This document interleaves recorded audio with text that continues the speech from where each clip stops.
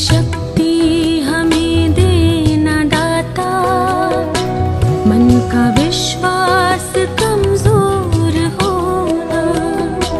इतनी शक्ति हमें देना दाता, मन का विश्वास कमजोर होना। हम चले नेक रास्ते पे, हमसे भूल कर भी कोई भूल होना। इतनी शक्ति हमें देना दाता, मन का। घर में ऑक्सीजन पैदा करने के लिए गाय के गोबर के 2 कंडे यानी उपले पर गाय के घी को डालकर जलाने से 1000 टन वायु ऑक्सीजन में परिवर्तित होती है। भारतीय ऋषि मुनियों ने हजारों वर्ष पूर्व यह बताया था और जापान ने कुछ वर्ष पहले इस प्रयोग को प्रमाणित किया था। पीएम मोदी ने देश में पीएम केयर्स फंड से 551 मेडिकल ऑक्सीजन बनाने वाले प्लांट को मंजूरी दी। ये ऑक्सीजन प्लांट विभिन्न राज्यों केंद्र शासित प्रदेशों में जिला मुख्यालय में चिन्हित सरकारी अस्पतालों में स्थापित किए जाएंगे। उत्तर प्रदेश के मुख्यमंत्री योगी आदित्यनाथ ने वैक्सीन बनाने वाली दोनों स्वदेशी कंपनियों को 50-50 लाख डोज के ऑर्डर दिए हैं। उत्तर प्रदेश सरकार की कोशिश है कि राज्य में वैक्सीनेशन की रफ्तार को बढ़ाया जा सके और जल्द से जल्द प्रदेशवासियों को वैक्सीन लगाई जा सके।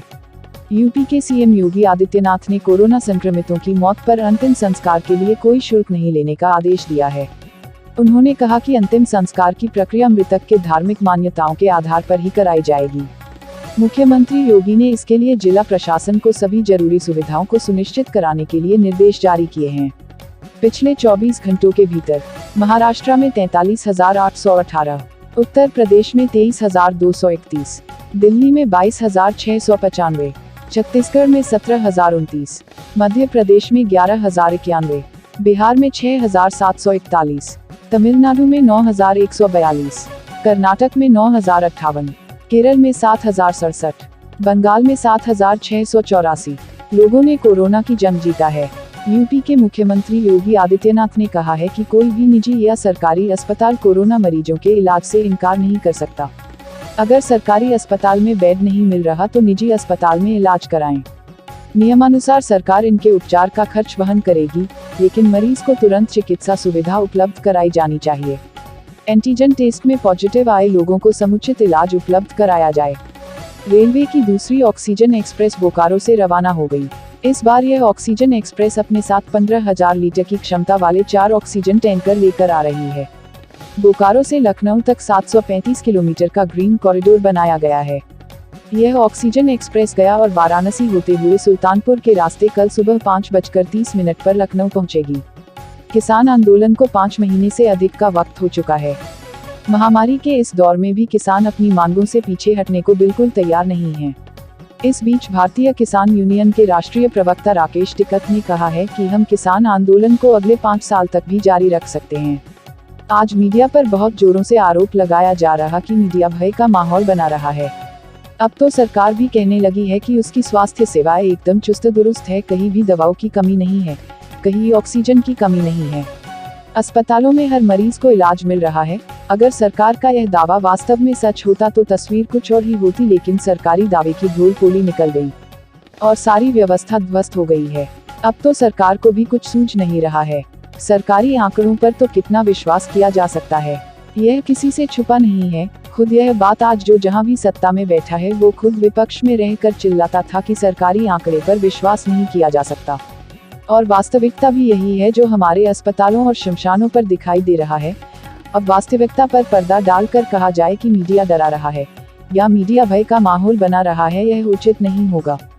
जहां तक खबरों की बात है तो जो स्थिति है उसमें सभी कार्य ठप है। ऑफिसों में गिनती के लोग आ रहे हैं, कोई कामकाज हो नहीं रहा। जहां तक भय की बात है तो भय ना होता तो सबको घर में रहने की सलाह क्यों दी जाती। माहौल तो वास्तव में भय का है, स्थिति सामान्य नहीं है। सारी व्यवस्था चरमरा चुकी है। उत्तर प्रदेश में हाहाकार मचा है। मुख्यमंत्री जिद पर अड़े हैं कि पूर्ण लॉकडाउन लगाना नहीं है। लॉकडाउन नहीं लगाने का जो कारण दिया जा रहा पूरी तरह तर्कहीन है, क्योंकि बिना लॉकडाउन के भी लगभग सब कुछ बंद होता जा रहा। कहीं किसी के पास कोई काम धंधा नहीं है। ऐसे में भी हठधर्मिता कहाँ तक उचित है। बस अब जनता के पास एक ही उपाय है कि वो खुद लॉकडाउन करे और खुद को घरों में रखे और खुद की सावधानी बरते ताकि अपना परिवार बचाया जा सके। सावधान रहे, सुरक्षित रहे। नकारात्मक विचार से दूर रहकर सकारात्मक हों, क्योंकि सच ही कहा गया है, जो होता है किसी अच्छे के लिए होता है। यह तूफान भी थमेगा, फिर नई सुबह होगी।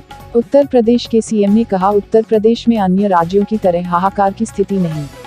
यह युद्धस्तर पर किए गए प्रयासों का ही नतीजा है कि आज उत्तर प्रदेश में अन्य राज्यों की तरह हाहाकार की स्थिति नहीं है। ऑक्सीजन आपूर्ति सामान्य है। ऑक्सीजन के भरपूर भंडारण के उत्तर प्रदेश सरकार के दावे का मखौल उड़ाते हुए कांग्रेस महासचिव प्रियंका गांधी वारा ने कहा कि संकट की इस घड़ी में जनता से झूठ बोलने की क्या सजा होनी चाहिए।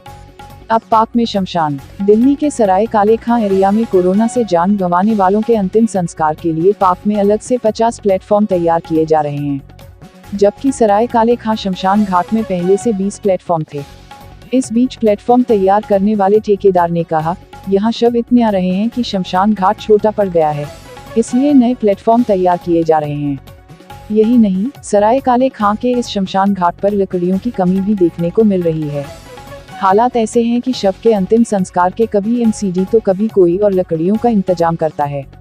भारत में पिछले 24 घंटे में कोविड-19 के 3,49,691 नए मामले आने के बाद कुल पॉजिटिव मामलों की संख्या 1,69,60,172 हुई।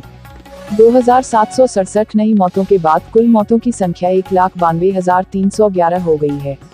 देश में सक्रिय मामलों की कुल संख्या 26,82,751 है और डिस्चार्ज हुए मामलों की कुल संख्या 1,40,85,110 है। उत्तर प्रदेश माध्यमिक शिक्षा सेवा चयन बोर्ड ने यूपी शिक्षक भर्ती 2021 की रजिस्ट्रेशन की तारीख एक बार फिर से बढ़ा दी है और इच्छुक उम्मीदवार 1 मई 2021 तक रजिस्ट्रेशन कर सकते हैं। उत्तर प्रदेश माध्यमिक शिक्षा सेवा चयन बोर्ड ने 15,198 पदों को भरने के लिए आवेदन मांगे हैं।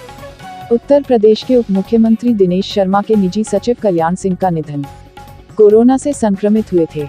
उत्तर प्रदेश में हो रहे पंचायत चुनाव से चुनाव ड्यूटी कर रहे कर्मचारियों में कोरोना संक्रमण जबरदस्त फैल रहा है। फिर भी आखिर चुनाव पर क्यों नहीं रोक लगाई जा रही? क्या चुनाव कराना लोगों की जान बचाने से ज्यादा जरूरी है? जैसे जैसे लोग सावधानी बरतते जाएंगे, संक्रमण के वेग में कमी आती जाएगी। संक्रमण का फैलाव लोगों के बर्ताव पर निर्भर करेगा। लोग लापरवाही बरतते रहेंगे तो संक्रमण फैलने का क्रम जारी रह सकता है। इसके अलावा नए म्यूटेंट का भी खतरा रहता है। बचाव का रास्ता सिर्फ वही है, मास्क लगाएं, सोशल डिस्टेंसिंग का पालन करें। संक्रमण के फैलाव में इसी से कमी आएगी।